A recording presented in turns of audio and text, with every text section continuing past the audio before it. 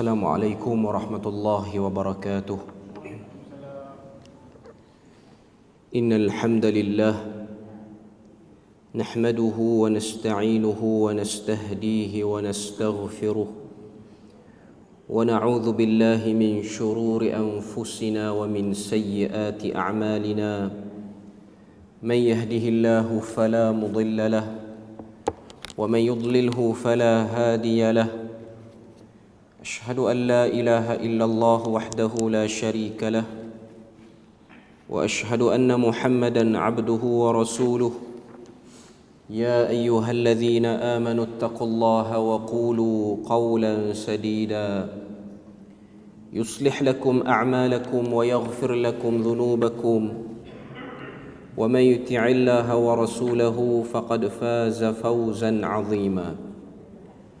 الحمد لله الذي بنعمته تتم الصالحات. ربنا آتنا من لدنك رحمة وهيئ لنا من أمرنا رشدا. اللهم آت نفسي تقواها وزكيها وأنت خير من زكاها أنت وليها ومولاها. أما بعد. Alhamdulillah, syukur pada Allah Azza wa Jal kerana dengan rahmat dan juga limpah kurnia yang Allah Ta'ala berikan dapat kita bersama pada malam ni menyambung perbahasan daripada 77 cabang iman menurut Al-Quran dan Hadis ataupun Mukhtasar Syu'abul Iman oleh Al-Imam Al-Qazwini Asy-Syafi'i rahimahullahu ta'ala. Kita masih lagi berada pada cabang iman yang ke-18. Sambungan kita ialah pada muka surat yang ke-31, iaitu dalam syair dan ungkapan hikmah yang diriwayatkan daripada Abu Bakar Al-Warraq. Muka surat 31, ianya paling bawah sekali, diriwayatkan daripada Abu Bakar Al-Warraq. Kita tengok apa yang disebutkan oleh Abu Bakar Al-Warraq. Dia kata, man iktafa bil kalami minal ilmi duna zuhdi wal fiqhi tazandaq wa man iktafa biz zuhdi duna al fiqhi wal kalam ibtada wa man iktafa bil fiqhi duna zuhdi wal wara' tafassaq wa man tafannana fil umuri kulliha takhallas. Maksud dia muka surat yang ke-32. Kata Abu Bakar Al-Warraq, man iktafa bil kalami minal ilmi duna zuhdi wal fiqhi tazandaq. Sesiapa yang merasa cukup dengan satu ucapan ilmu, ataupun maknanya cukup dengan satu ilmu sahaja tanpa disusuli ilmu itu dengan kezuhudan dan kefahaman yang jelas dalam agama, maka ia akan menjadi seorang yang zindik.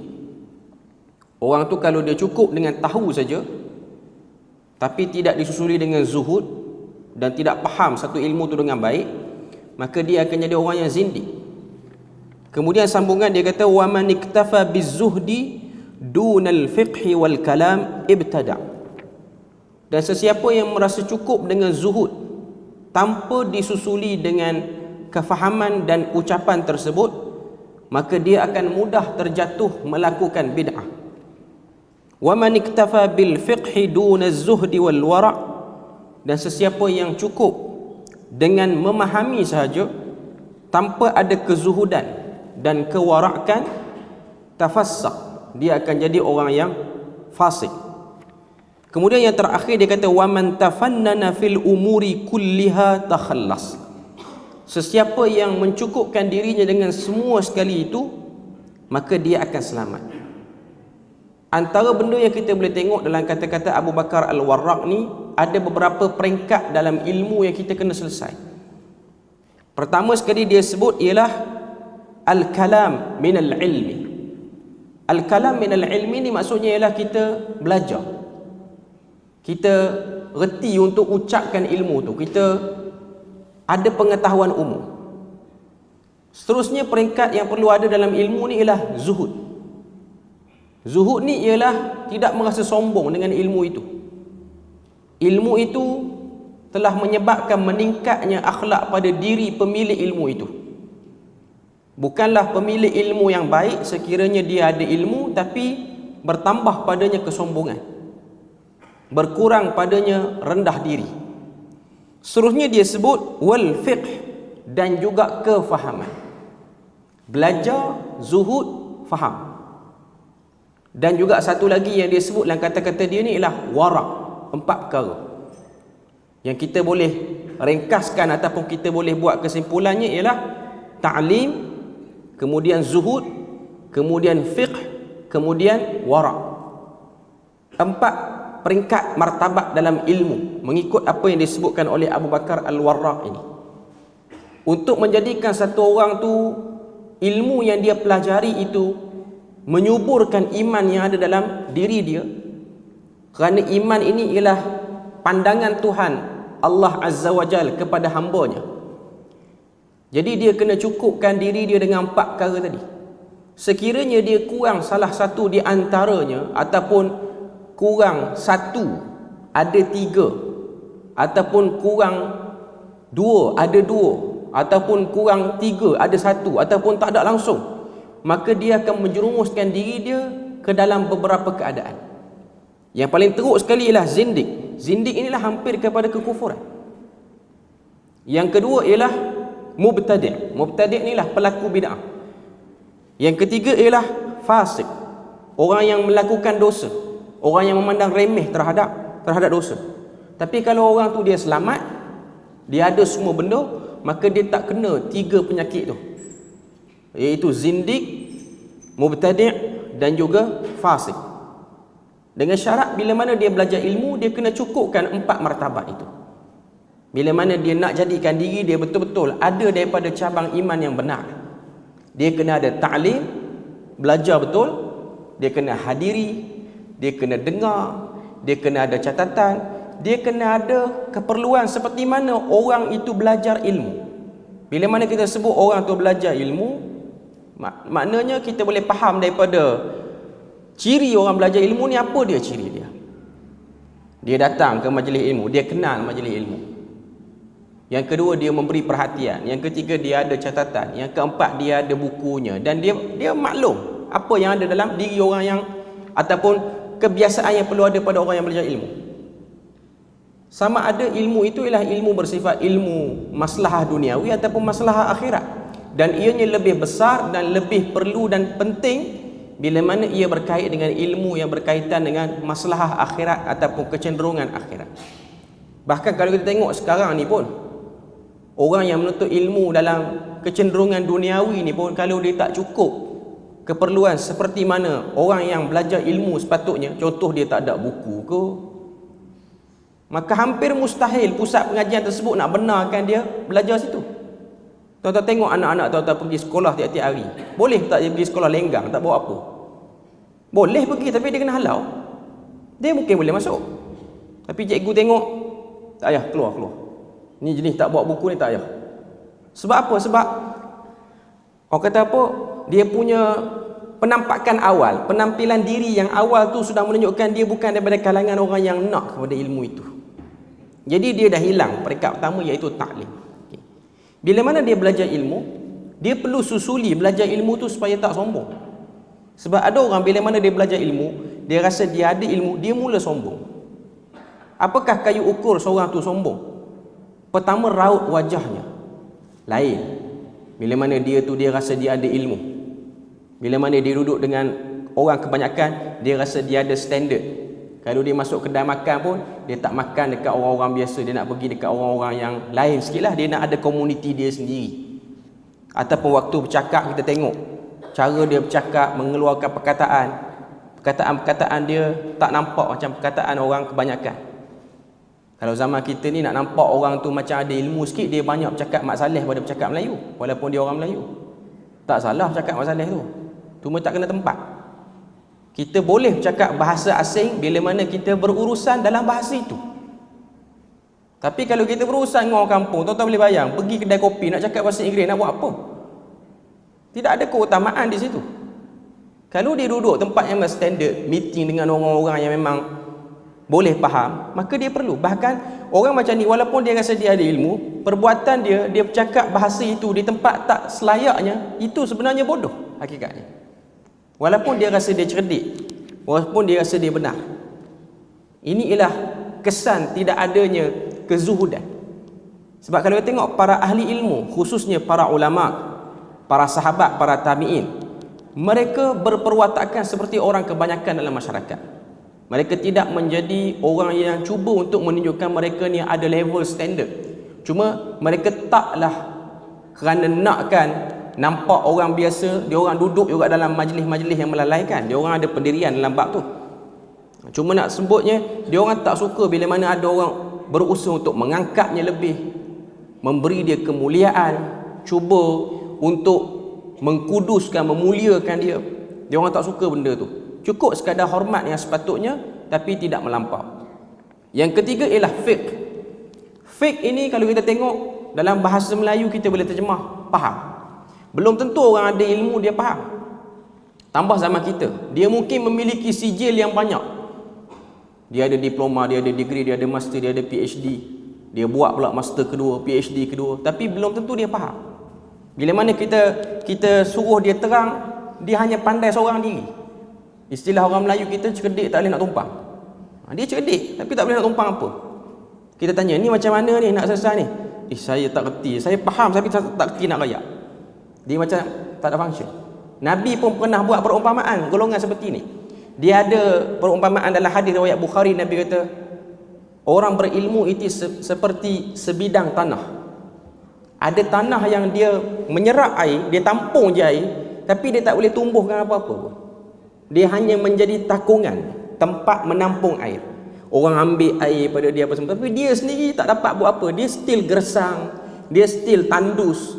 Dia ada tanah yang lain, dia menakung air dan dia menumbuhkan tumbuhan-tumbuhan yang baik sehingga orang boleh ambil manfaat pada dia, sehingga binatang-binatang yang lalu pun boleh ambil manfaat daripada tempat itu. Dan ada beberapa lagi lah perumpamaan yang Nabi sebut tentang orang yang ada ilmu ni. Cuma nak sebut kepada kita bahawasanya ianya bertitik tolak daripada tiadanya fiqh, tiadanya kefahaman yang benar. Dalam maksud yang sama juga fiqh ini di sini ialah hikmah. Hikmah maksud dia apa? Pandai melihat sesuatu untuk diletakkan pada tempat yang benar. Dia ada orang, dia ada ilmu, tapi dia bercakap dengan orang tu tak kena tempat. Macam kita sebut dah tadi. Dia jumpa budak kecil, dia terang ilmu tu macam orang belajar universiti. Akhirnya budak kecil tu pun lari.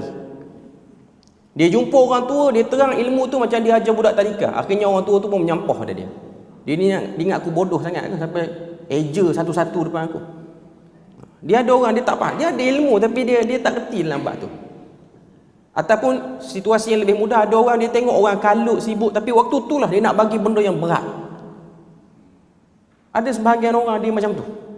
Saya ada jumpa ada satu orang, waktu ada satu event besar di Perlis ni, waktu perkampungan sunnah di Masjid Alwi tu, ada beberapa orang lah, kita ramai orang luar datang.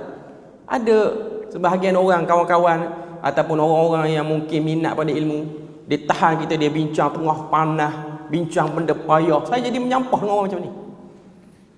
Cakap benda-benda yang payah tengah panas.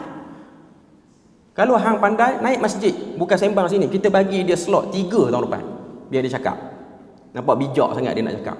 Okay. Tapi kadang-kadang sebahagian orang dia tak faham, dia tak tahu di mana yang tepat. Sebab tu para nabi, mereka juga berdoa pada Allah Ta'ala, Rabbi habli hukma, wahai Tuhan, berikanlah kepada aku hikmah. Sebab nabi ni dia ada ilmu. Dalam ilmu tu dia perlu hikmah. Bahkan para ulama sebut hikmah lebih perlu ada berbanding ilmu yang banyak. Sebab tu dalam Quran Allah Ta'ala letak surah Luqman tu nak beritahu kepada kita kepentingan hikmah. Bagaimana Luqman menyampaikan ilmu kepada anak dia. Menyampaikan ilmu pada anak tidak seperti mana kita menyampaikan ilmu pada orang yang tak ada apa hubung kait dengan kita. Dia tak macam kita mengajar orang di masjid. Dia tak macam kalau kita kerja guru ke, kita mengajar anak orang, tak sama. Ni anak kita. Dia ada uslub yang lain, dia ada kaedah metodologi yang lain. Ini semua berkait dengan hikmah. Dan hikmah ni ialah hadiah yang Allah Ta'ala beri pada orang dengan doa dia. Kalau dia doa, dia akan dapat. Kalau dia tak doa, dia tak akan dapat. walaupun dia daripada kalangan orang yang ada ilmu. Dan yang terakhir sekali ialah wara'. Wara' ni ialah satu kelakuan yang akan menyempurnakan ilmu yang ada pada orang tu. Bila mana satu orang ni dia ada wara', maka dia akan sedar setiap tindak tanduk orang yang tak ada ilmu, kita tak boleh tangani dengan satu pattern je. Bila mana kita tengok ada orang tak cerdik bercakap, adakah kita kena bangkang dari depan-depan terus? Adakah hanya itu saja caranya? Jadi orang-orang yang wara' ni, dia ada pendekatan yang berbeza. Dia tak menunjukkan sifat gopoh dia, dia tak menunjukkan sifat besar diri dia. Ini semua benda yang berkait dalam ilmu. Yang pentingnya 4 tadi lah: ta'lim, zuhud, seluruhnya fiqh dan wara'. Sebab ada orang dia fokus pada zuhud semata-mata. Tengok macam mana apa yang disebutkan oleh Abu Bakar Al-Warraq ni, bila mana dia kata man iktafa bizzuhud dunal fiqh wal kalam ibtada'. Siapa-siapa yang minat pada zuhud sahaja, tanpa ta'lim, tanpa faham, maka dia akan terjerumus ke dalam bid'ah. Contoh, ada orang dia minat pada kezuhudan, dia minat nak tunjukkan diri dia macam orang yang beramal ibadah apa semua. Akhirnya dia nampak amal ibadah itu perlu dibuat dengan cara ni.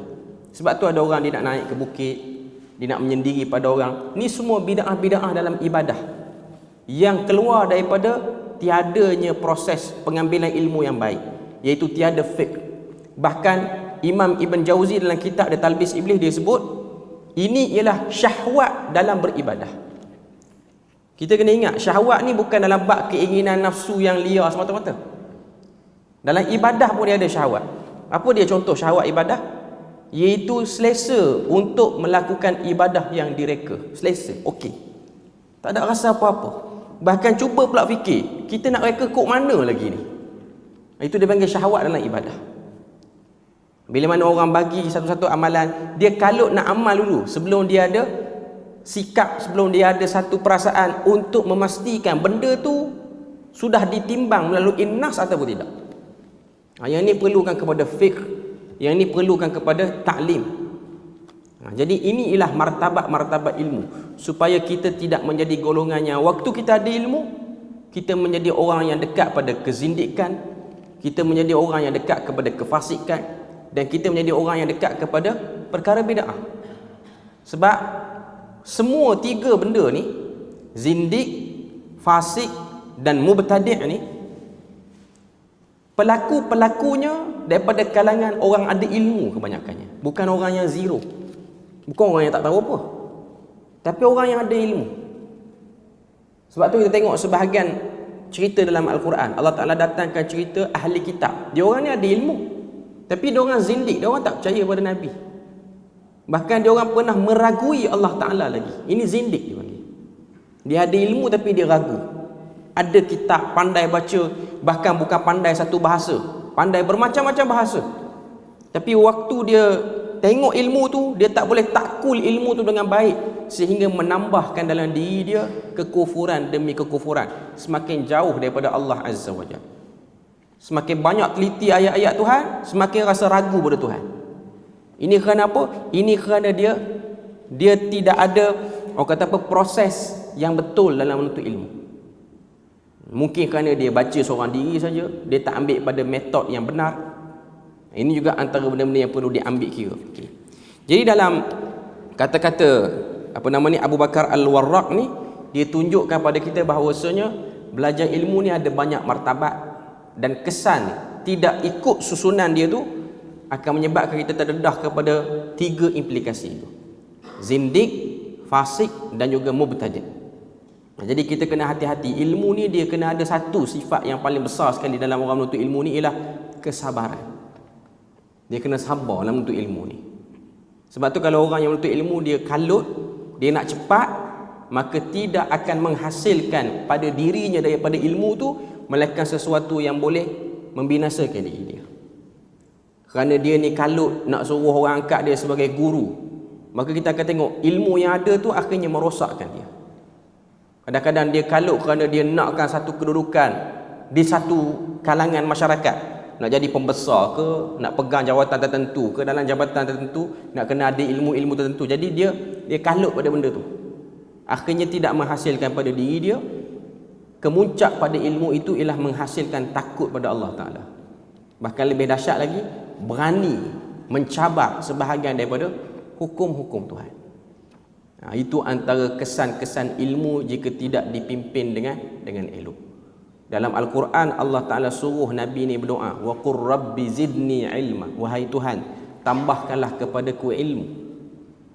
Tapi bukan hanya semata-mata tambah ilmu itu termasuklah tambah kefahaman, tambah kewarakan, tambah juga kezuhudan dalam tu sekali. Supaya kita menjadi pemilik ilmu yang benar, bukan pemilik pengetahuan. Sebab tu saya lebih suka guna perkataan orang yang berpengetahuan dengan orang yang berilmu. Orang berpengetahuan dia beza, orang berilmu dia beza. Orang berilmu ni adalah orang yang tahu dan dia amal ilmu yang baik. Ilmu yang tak elok tu dia jaga diri dia. Dia tahu, lepas tu dia jaga diri dia. Orang berpengetahuan dia tahu tak salat ni apa kesan dia, tapi dia pun duduk dalam kelompok tak salat juga. Dia cuma tahu sahaja. Ini orang berpengetahuan. Yang ni tahu dia tu akan jadi beban. Sebab apa? Sebab di akhirat nanti golongan yang tahu tapi masih lagi langgar, dia punya azab tu double. Dia punya azab tu double. Sebab tu kalau kita tengok dalam hadis yang diriwayatkan oleh Imam Muslim, Nabi cerita bagaimana azab, salah satu azab dalam neraka ni ialah ada satu orang yang ditarik usus dia, kemudian dipusing dia tu, jasad dia tu, seperti mana dalam hadis tu Nabi sebut keldai yang berpusing untuk menghancurkan biji gandum bagi jadi gandum tu. Mesin uli gandum yang lama tu, keldai dia pusing. Nabi kata dalam hadis, lelaki ini telah diputar dia dengan usus dia tu, kemudian dilemparkan ke dasar neraka. Dilemparkan dia ke dasar neraka. Waktu dia dilemparkan ke dasar neraka, maknanya dah hancur remuk tu, dia dah jatuh atas lantai neraka ni. Ahli neraka yang lain pergi rumah dekat dengan dia, tengok dia ni apa hal yang sakan sangat azab dia lain pada orang lain. Duk tengok-tengok, adalah muka tu masih terpelihara lagi, yang lain tak nampak lah. Ahli neraka lain tengok, ni penceramah dulu. Sebab dalam hadis tu sebut, ahli neraka kata dia ni orang yang selalu seru orang pada kebaikan dulu ni. Dia ni dulu orang yang selalu kempen kebaikan, cerita hadis Nabi ni fadilat dia yang ni, baca ayat Quran ni dapat yang ni, maksud tafsir ayat ni itu ini. Dia ni dulu orang yang suka menceritakan tentang agama. Lalu apa jawapan yang kena azab tu? Tak beramal. Poinnya ialah pada tidak beramal saja. Jadi itu benda penting yang perlu difikirkan. Sebab tu para sahabat, dia orang ada rasa kegerunan bila mana Nabi sebut benda ni. Tapi gerun dia orang tidak menyebabkan dia orang takut nak belajar ilmu banyak. Dia orang masih lagi belajar ilmu. Dia sebahagian orang kita cerita macam ni, dia kata kalau macam tu saya okey Ustaz, sebab saya tak belajar banyak. Saya memang jenis kuliah tak datang. Kan bagus tak datang kuliah banyak, jadi tak tahu banyak. Tak tahu banyak, payah nak lempar dalam neraka ni. Saya lebih tahu jadual nak dengan pasar malam daripada jadual kuliah lagi. Sebahagian orang. Kau tanya saya malam ni nak kat mana? Saya tahu. Kuliah kat mana? Saya tak tahu. Sebab saya takut saya kena humbal dalam neraka, saya tak amal. Sama, dua-dua kena. Ada orang dia takut. Dia kata saya yang sebut salah Ustaz. Pergi kuliah pun bimbang takut alim terlebih. Tak pergi kuliah jatuh takut kena duduk dalam kedudukan orang jahil. Lalu dia pilih selesa untuk jahil juga. Pilihan tu salah. Bila mana bertembung dua benda, satu benda tak elok, satu benda elok, kita kena pilih yang elok. Kita bukan pilih yang tak elok. Sebab tu ada orang ni, percakapan orang-orang jahil sebahagiannya. Dia kata saya bukan tak nak pergi masjid. Sebab saya rasa kalau saya pergi masjid, saya dengar kuliah, tiba-tiba saya tahu. Elok saya tak tahu benda tu. Saya tahu jadi saya kena amal. Jadi saya kekal dengan tak tahu, saya rasa lebih selamat. Ada orang dia berfikiran seperti itu. Pemikiran ini bukan daripada pemikiran satu orang Muslim yang baik. Orang Islam dia kena ada rasa nak tambah ilmu dia. Tapi dalam masa yang sama dia optimis untuk beramal dengan ilmu. Dia macam ni tuan-tuan. Ilmu yang kita ada ni, kita kena amal semua. Waktu kita tahu apa saja daripada ilmu yang baik ni, apa yang Nabi buat dalam salat, apa yang Nabi buat dalam kehidupan Nabi, Memang kita tak mampu buat semua, sebab ia bukan benda yang mudah. Bahkan sahabat pun melihat ianya berat. Tapi satu je yang saya nak beritahu pada tuan-tuan dan puan-puan ni, bila mana kita dengar satu ilmu, simpan azam untuk buat benda tu paling kurang. Sebab mempunyai niat dan keinginan itu pun bahagian daripada pahala yang Tuhan nak beri pada kita, walaupun kita tak mampu buat. Tapi ada keinginan. Kita dengar cerita Uthman bin Affan bangun malam baca Quran habis. Kita pun duk fikir, saya baca Quran pun merangkak nak baca Quran habis satu malam macam mana? Tapi dalam hati ada niat, aku nak juga jadi macam tu.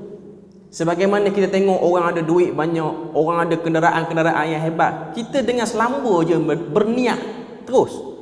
Tengok dia tu, kereta tu, aku minat kat kereta tu, nanti kalau berjaya aku nak beli yang tu. Yang tu dia tak berkira pun nak niat. Tapi sampai tang ibadah, dengar Nabi buat 12, oh 2 penat 12, 2 cukup aku. Dia niat yang paling low sekali, dia tak niat yang lebih. Tapi dalam bab dunia dia nak, walaupun muka dia memang tak mampulah ke arah benda tu, kita boleh kata macam tu. Tapi dalam bab dunia manusia laju dalam bab itu. Itu kita boleh tengok kecenderungan orang. Jadi bila mana kita dengar satu ilmu, kita berniat dengan niat-niat yang baik. Sebab itulah yang disebut dalam Al-Quran. Sebab tu kalau kita tengok dalam Al-Quran, Allah Ta'ala sebut wa uzlifatil jannatu lil muttaqina ghaira ba'id. Ini dalam surah Qaf ayat yang ke-31. Didekatkan syurga kepada orang bertakwa. Syurga tu tak jauh pada orang bertakwa. Tuhan kata orang bertakwa ni syurga tak jauh pada dia. Hadza ma tu'adun. Ayat 32 surah Qaf, Tuhan kata hadza ma tu'aduna likulli awwabin hafiz. Inilah janji yang diberikan kepada hamba-hambaku yang ada 2 sifat, awwab dan hafiz. Kita buka terjemahan, kita tengok apa maksud awwab itu. Kita tengok dalam terjemahan pimpinan Ar-Rahman, Syekh Basmih ni dia kata, serta dikatakan kepada mereka, inilah yang dijanjikan kepada kamu, kepada tiap-tiap hamba yang sentiasa kembali kepada Allah dengan mengerjakan ibadah, lagi sangat memelihara dengan sebaik-baiknya segala hukum dan peraturan Allah. Awwab maksudnya orang yang optimis nak buat ibadah. Dia mungkin tak mampu tapi dia optimis nak buat. Tak mampu buat semua tapi nak buat. Sebab tu kita kena ada proses tambah ilmu tu supaya kita boleh merealisasikan sifat awwab ini. Sebab nak dapat syurga ni kena ada awwab. Awwab ni maksudnya nak buat, sangkut, tapi masih lagi berniat, berazam nak buat sehinggalah dia dapat buat. Hafiz maksudnya dia jaga diri dia supaya tak langgar larangan yang Allah Ta'ala larang, dan dia cuba untuk buat semua yang Allah Ta'ala suruh buat. Kemudian Tuhan sebut lagi ayat yang ke-33, man khasyar rahmana bil ghaib.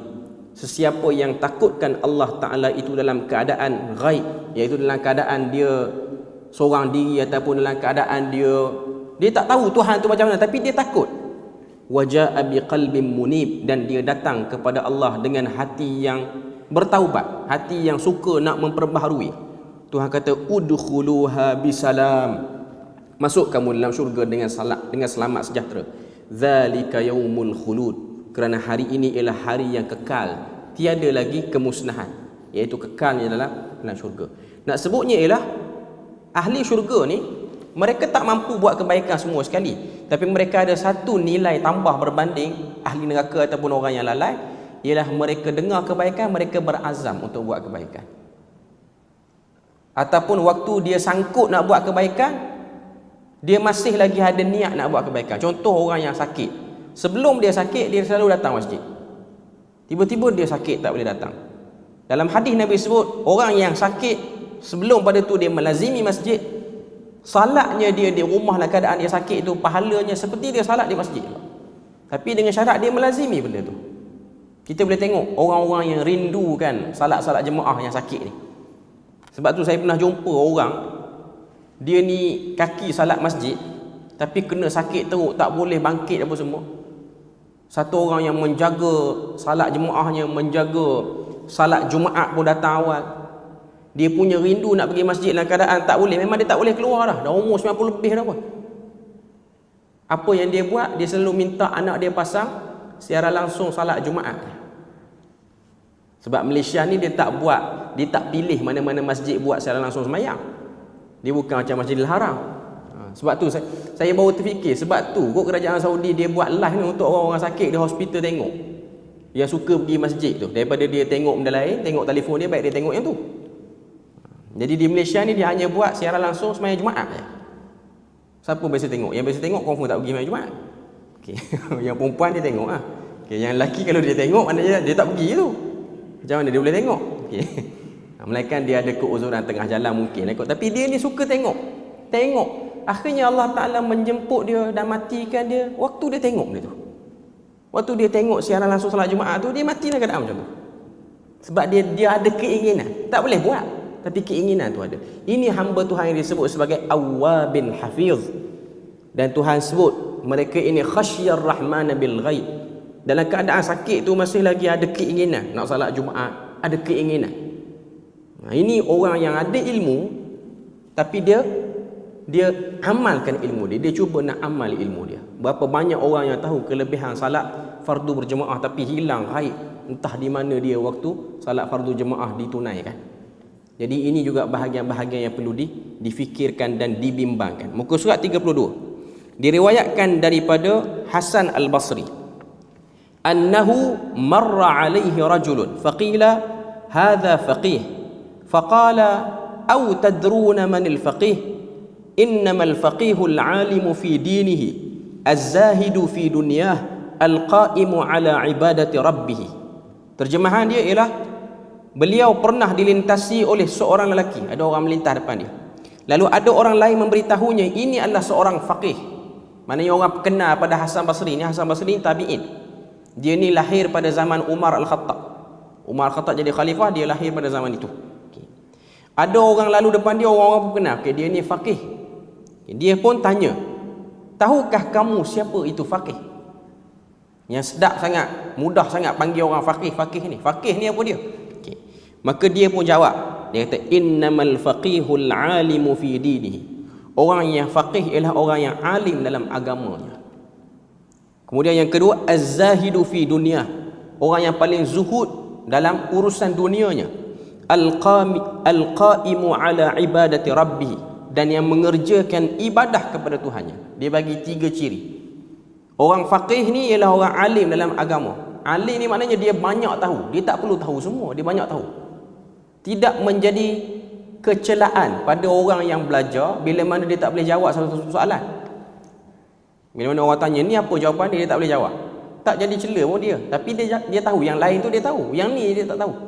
Imam-imam dulu pun macam itulah. Tapi kalau banyak sangat tak tahu, maknanya dia tak belajar tu. Tapi itu indikator yang disebutkan oleh Hasan Al-Basri. Yang kedua ialah zuhud dalam urusan dunia. Zuhud ni maksud dia apa? Zuhud ni dia pegang dunia, tapi dia tak terkesan dengan dunia. Dia bukan zuhud ni orang yang tak ada dunia pada diri dia, kita pun kata dia zuhud. Tengok orang tu zuhud tu. Sebab apa? Sebab dia memang tak ada apa. Orang zuhud ni kita boleh kata dia zuhud selepas dunia tu ada di tangan dia. Sebab tu Umar bin Abdul Aziz dia digelar sebagai zuhud selepas dia pegang jawatan Amirul Mukminin. Baru panggil zuhud. Waktu dia jadi gubernur, orang tak panggil dia zuhud lagi. Waktu dia jadi Amirul Mukminin, baru orang panggil dia zuhud. Orang yang zuhud. Sebab apa? Waktu tu dia tak pakai dah pakaian yang mewah, walaupun dia boleh pakai. Waktu tu dia tak guna dah harta dia secara bermewah-mewahan. Bahkan dia pesan pada anak dia untuk tidak menampakkan kesan-kesan kemewahan dengan sebab kemudahan yang diberikan oleh kerajaan terhadap pangkat Amirul Mukminin ni. Dia tak tunjukkan. Itu orang yang zuhud. Itu orang yang kita boleh sebut sebagai zuhud. Kalau orang yang dia tak melintas lagi dunia depan dia, kita boleh kata dia orang yang tak ada duit dah. Sebab dia tak boleh beli apa-apa. Kita akan tengok orang tu zuhud selepas daripada dia ada duit dan dia buat apa pada duit dia. Apa keinginan dia, apa yang dia lakukan dengan harta yang melintas di hadapan dia. Kalau diuruskan dengan baik, tak apa. Dia ada orang, waktu dia dapat kedudukan yang elok, berubah gaya hidupnya. Sebelum dia ada jawatan lain, rumahnya lain, dia jadi macam nujum 4 belalang jadi ahli nujum negara tu rumah lain lah. Kita tengok cerita family kan. Asal tu minum kopi pun pakai buntut arang kuali je. Sekarang dah lain lah. Rumah dah lain lah sekarang. Itu contoh tak zuhud dah tu. Dulu tak pakai apa, sekarang dah pakai serban lain dah pula. Itu ialah contoh-contoh tak zuhud. Kita panggil tak zuhud lah tu. Tapi ia bukan salah pun. Dia tak salah selama mana dia ambil yang halal. Yang jadi teruknya ialah bila mana dia ada dunia di hadapan dia, bahkan dia gunakan dengan cara yang salah, dia ambil lagi yang haram. Itu yang teruk. Zuhud ni taklah menjadi keutamaan, tapi kalau dia ada pada satu orang, dia akan mencantikkan orang itu. Dia macam kereta yang tak letak aksesori. Kalau kita drive, sampai juga ke KL pun dengan kereta yang ada aksesori, dua-dua sampai. Kadang-kadang yang ada aksesori lagi lambat. Cuma nak katanya dia ada beza di situ. Beza dia lah kalau orang tu dia ada kezuhudan, cantiklah pada diri dia. Orang lebih nampak dia tu lebih elok pada pandangan orang, lebih rasa tenang hati dengan dia. Kemudian kata Hasan Al-Basri, al-qaimu ala ibadati rabbih. Yang ni yang paling berat, yang mendirikan ibadat kepada Tuhannya, iaitu dialah, daripada dialah orang nampak syiar agama, syiar ibadah. Bila mana orang tengok, bila mana orang bertanya, macam mana ulama-ulama dulu ataupun para sahabat Nabi ni dia orang menghidupkan salat, orang pun tunjuk, tengok tuan guru tu, syekh tu. Nak tengok macam mana Nabi dan para sahabat ni salat, tengok tuan syekh tu. Dia duduk di pondok dia, tak pernah dia tinggalkan salat jemaah. Selalu dia jadi imam. Kan sebahagian orang-orang yang ada, kita tengok di Malaysia kita pun ada orang-orang yang mendirikan pondok-pondok pengajian ni, dia memang duduk situ, tak keluar pergi mana-mana. Dia jadi imam selalu apa semua. Dia cuba tunjukkan inilah syiar orang yang belajar agama. Bila mana orang tanya, apakah cara macam mana nak menghidupkan, dia yang tunjukkan. Daripada dia, orang nampak, orang belajar sesuatu, orang tengok dia. Kenapa lepas subuh dia tak kalut keluar, orang lain semua dah pakat cari, dah menyorok apa semua dah, dia tak turun lagi? Sebab dia sedang menunjukkan di situ ada zikir pagi yang dilakukan. Dia tunjuk pada orang. Ini yang disebut sebagai al-qaimu ala ibadati rabbih. Dia yang menunjukkan. Kadang-kadang yang jenis macam ni dia lagi power daripada yang jenis bercakap banyak. Sebab yang bercakap banyak ni orang tak tengok. Dia pandai kata, kita kena salat jemaah masjid, tapi dia di mana? Duk cari dia. Setahun cari tak jumpa. Tapi waktu dia cakap tu hebatlah. Ada orang dia tak pernah cakap, dia tak pernah sebut pun kelebihan salat jemaah masjid, tapi dialah yang kita selalu nampak. Dia yang selalu ada, sehingga orang melihat kehidupan dia. Orang menjadi contoh daripada, orang menjadikan dia contoh daripada kehidupan dia. Itu lebih utama. Dan kadang-kadang nak mengubah manusia ni pun dengan cara tu je lah. Tak perlu kita fikir payah, benda-benda yang payah apa semua, kita ubah dengan cara itu, iaitu kita tunjukkan yang benarnya seperti ini, yang betulnya seperti ini. Kalau kita nak nampakkan bagaimana agama itu boleh hidup dalam kehidupan kita, orang yang ada ilmu ni, dialah yang kena tunjukkan bagaimana ilmu itu hidup dalam kehidupan dia. Bila mana masyarakat tertanya-tanya, Nabi ni kalau buat majlis kahwin, macam mana majlis kahwin Nabi? Orang pun tengok ustaz tu kahwin dulu. Macam tu lah, lebih kurang macam tu. Taklah kata ustaz tu Nabi, lebih kurang macam tu. Tapi kalau orang tengok, kita tak boleh tengok ustaz tu sebab dia kahwin pun sama dahsyat dengan nyanyi juga. Nyanyi pakai satu kerih, dia dua kerih hari tu. Jadi bukan Nabi kahwin macam ni kot. Jadi orang agama dia tak sepatutnya macam tu. Dialah yang kena tunjukkan. Kalau dia menguruskan perniagaan, macam mana cara dia uruskan perniagaan dia? Orang akan tengok dia, okey, waktu salat dia tutup awal setengah jam, dia pun pergi masjid. Oh, ini ikut cara sahabat dulu berniaga. Sebab tu kita tengok Abdul Rahman bin Auf. Abdul Rahman bin Auf ni hebat. Abdul Rahman bin Auf, dia satu orang yang sangat pandai berniaga. Dalam riwayat sebut kalau dia datang keuntungan perniagaan dia, orang ingat Madinah ni kena serang. Sebab banyaknya harta dagangan dia. Dia macam kita sekarang, kalau orang tu dia kaya, dia punya untung perniagaan tu datang dengan lori kontainer ni, sampai beratus lori kontainer ni. Tapi riwayat menyebutkan dia tak pernah tinggal satu rakaat pun salat berjemaah di Madinah. Tak pernah tinggal satu rakaat pun. Tidak pernah dilihat Abdul Rahman bin Auf dia sibuk berniaga, dia hilang, tak tahu pergi mana. Samalah juga dengan Abu Musa Al-Ash'ari pun. Waktu dia dilantik jadi gubernur di Basrah, dia dilantik jadi gubernur jadi Basrah zaman Umar Al-Khattab. Umar ni dia suka tanya utusan-utusan yang datang kepada Umar untuk hantar report. Ada satu hari itu Abu Musa al-Asy'ari hantar utusan ni untuk pergi jumpa khalifah di Madinah sebab nak pergi declare apa-apa saja yang berlaku di Basrah ni. Okey, bawa utusan ni kepada Umar al-Khattab. Sampai-sampai Umar tanya utusan, waktu kamu tinggalkan Basrah, Abu Musa al-Asy'ari duk buat apa? Dia kata, Abu Musa al-Asy'ari waktu aku tinggalkan Basrah, dia sedang sibuk mengajar Quran orang, walaupun dia gubernur. Tuan-tuan boleh bayang, dia tak tinggal kuliah mengajar ilmu orang walaupun dia gubernur. Kita hari ni pegang jawatan ketua jabatan, hilang, kuliah batal lebih kat 10 kali kerana benda-benda macam ni saja. Ni bukan jaga negeri kecil Basrah besar. Basrah pada zaman dulu lagi luas pada Basrah sekarang. Dia tak tinggalkan. Dia telah menunjukkan apa yang Nabi sebut, khairukum man ta'allamal Quran wa 'allamah. Sebaik-baik orang ialah orang yang belajar Quran dan mengajarkan Quran pada orang. Dia gubernur, dia sibuk, dia ajar orang Quran. Hari ni kita tengok ada pemimpin-pemimpin masyarakat yang bertaraf besar. Ada datuk ke, datuk seri ke, mengajar budak-budak mengaji lepas sembahyang. Mungkin dia rasa, lekeh ajar budak-budak mengaji. Kalau ajar benda lain okey sikit, ajar macam mana strategi bisnes ke apa semua, saya nak ajar yang tu. Tapi kalau ajar setakat ajar mengaji ni, bagi ke ustaz-ustaz kita yang muda-muda dululah. Ada orang melihat benda tu biasa, sedangkan benda tu besar hakikatnya. Benda tu besar. Saya kata ni umum lah, saya bukan spesifikkan siapa-siapa. Cuma nak katanya, hari ni kita ketandusan contoh-contoh itu. Pada zaman dulu masyarakat ni dia tengok, oh ini rupa-rupanya, inilah syiar agama. Orang boleh tengok, oh gubernur pun ada semayang. Orang boleh tengok pembantu gubernur pun ada. Dia orang pun belajar Quran, dia orang pun baca Quran, dia orang pun kalau pergi masjid malam-malam, dia orang jugalah yang duduk qiyam dalam masjid. Bukan dia orang nampak sebulan sekali, setahun sekali, bukan. Dekat ada yang lebih dahsyat, 5 tahun sekali baru nampak. Sebab apa? Sebab itu petanda pilihan raya akan datang pula. Itu keadaan-keadaan manusia yang ketandusan contoh hakikatnya. Kalau 5 tahun, tapi sekarang nampak tak sampai 5 tahun pun kerak lah. Kurang pada 5 tahun. Sebab ada isu-isu yang terpencil, boleh jadi kerak lagi. Okay. Cuma nak katanya, kita sedang berada pada zaman yang ketandusan contoh. Sepatutnya contoh ini dipikul oleh orang-orang agama. Sebab tu cabang iman yang ke-18 ni menyebarkan agama. Dia bukan hanya medium, bagi meja, bagi kursi, dia pun cakap, bukan. Menyebarkan agama di sini ialah bermaksud dia yang membawa agama dalam contoh tindak tanduk harian dia.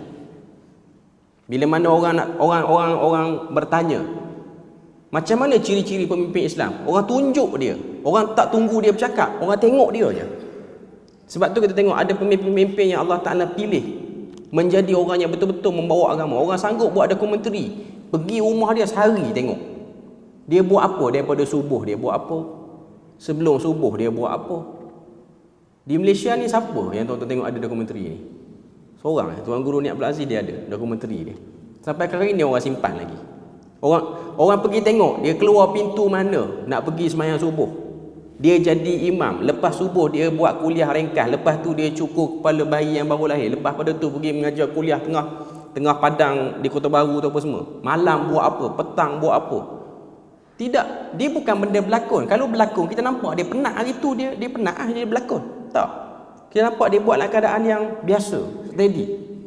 Sebab benda tu dah jadi rutin dia. Bila mana orang tanya, siapakah contoh pemimpin Islam? Orang pun akan tunjuk dia. Ya, tak dinafikan, ada 2-3 bab orang tak setuju dengan dia, ijtihad politik, benda tu normal. Bahkan waktu sahabat memegang pemerintahan pun, ada sebahagian ijtihad sahabat pun kurang tepat. Tapi bila mana orang cuba nak buat comparison antara pemimpin agama dengan pemimpin bukan agama, orang akan boleh buat comparison. Sebab inilah kehidupan dia orang, inilah kebiasaan dia orang. Jadi itu antara maksud menyebarkan agama. Diriwayatkan daripada Malik bin Dinar, katanya, qara'tu fit Taurah innal 'alima idza lam ya'mal bi'ilmihi zallat mau'izatuhu minal qulub kama yazillul qatru 'anis safa. Terjemahan dia, aku membaca dalam Taurat, ni Malik bin Dinar. Dia kata apabila seorang alim tidak beramal dengan ilmunya, nasihatnya akan hilang daripada hati manusia. Dia mungkin nasihat orang, tapi orang tak berapa nak ikut nasihat dia. Antara sebab orang tak ikut nasihat dia, sebab orang tak tengok. Bila mana dia promote benda-benda ni, orang tak nampak. Orang tak nampak benda tu dia buat. Orang tak nampak dia tu daripada orang yang melakukannya. Okay. Maka kata Malik bin Dinar, nasihatnya akan hilang daripada hati manusia seperti titisan hujan yang jatuh daripada batu yang licin. Tak melekat apa-apa pun. Sebab tu dakwah dengan tingkah laku dia sangat berkesan kepada masyarakat. Tuan-tuan tengok sebab orang-orang Eropah ramai masuk Islam kerana apa? Kerana tengok orang Islam selalu salat jemaah sahaja. Tu sahaja. Dia bukan dengar ceramah pun. Dia orang bukan masuk dengar pun khutbah Jumaat. Hanya kerana tu. Bahkan kita tengok ahli-ahli akademik yang hebat-hebat di sana masuk Islam kerana apa? Kerana dia menyelia sebahagian pelajar-pelajar Muslim dia orang, kalau master PhD ni, bagi tarikh untuk viva hari Jumaat, pelajar tu reject.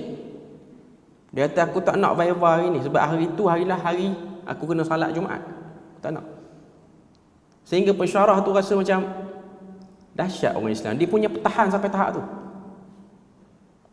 Ni cerita betul lah berlaku di beberapa negara Eropah. Sebahagian daripada orang-orang Islam, saudara-saudara kita yang cerdik pandai belajar di sana, yang Melayu pun ada. Tapi yang saya dengar cerita ni lah daripada pelajar daripada India dan Pakistan. Firm dia orang. Ada satu orang dah jadi doktor dah sekarang. Dia pakar di negara dia lah. Dia kata waktu dia dapat hari viva tu, dia pergi bertojel dengan pensyarah dia. Pensyarah ni Yahudi. Dia kata aku tak akan bagi. Dia kata sama ada aku balik ke Pakistan tanpa sijil ataupun kamu nak tukar tarikh. Aku tak kisah pun.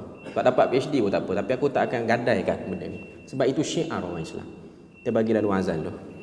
Okey, kita tengok sikit lagi muka surat 32, kita nak habiskan cabang Imam 18 ni. Diriwayatkan daripada Abu Bakar bin Abi Dawud. Beliau mendendangkan syair untuk diri sendiri. Man ghassa dawa bi syurbil ma'i ghussatahu.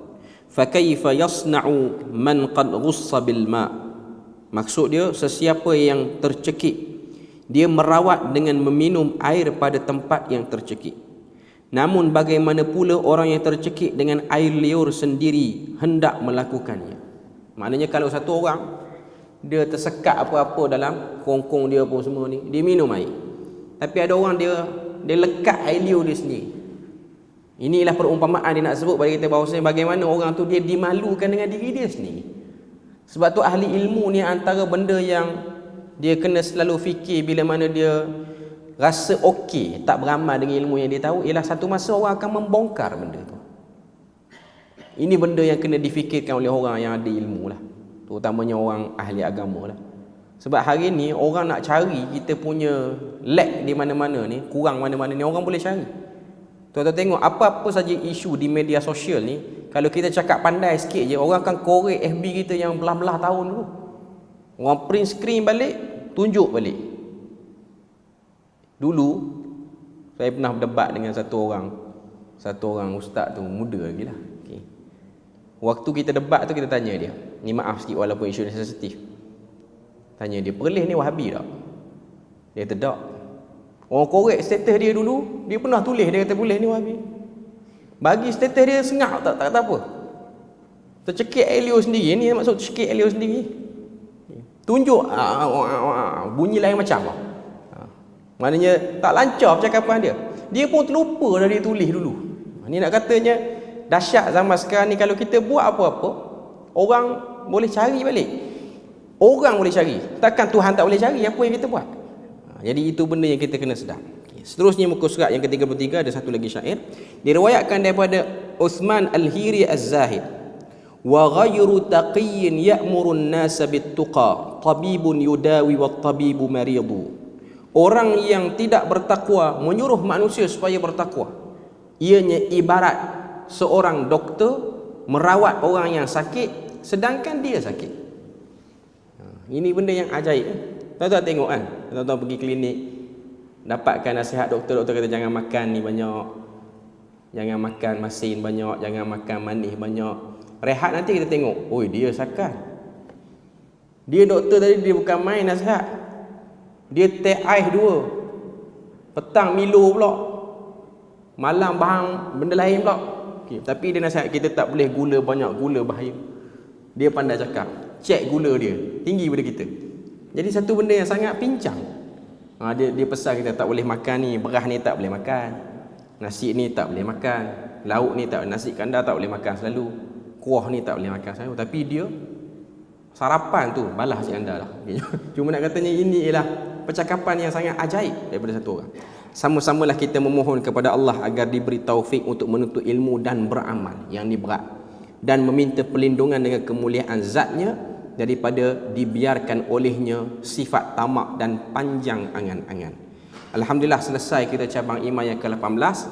InsyaAllah kali yang seterusnya kita akan sambung pada cabang iman yang ke-19. Cabang iman 19 ni kita dah baca dah sebelum ni. Kita skip, kita pergi kepada cabang iman yang ke-20, iaitu bersuci, muka surat yang ke-36. Kita akan sambung situ untuk seterusnya nanti. Subhanakallahumma wa bihamdik, asyhadu an la ilaha illa anta wa astaghfiruka wa atubu ilaik. Wassalamualaikum warahmatullahi wabarakatuh.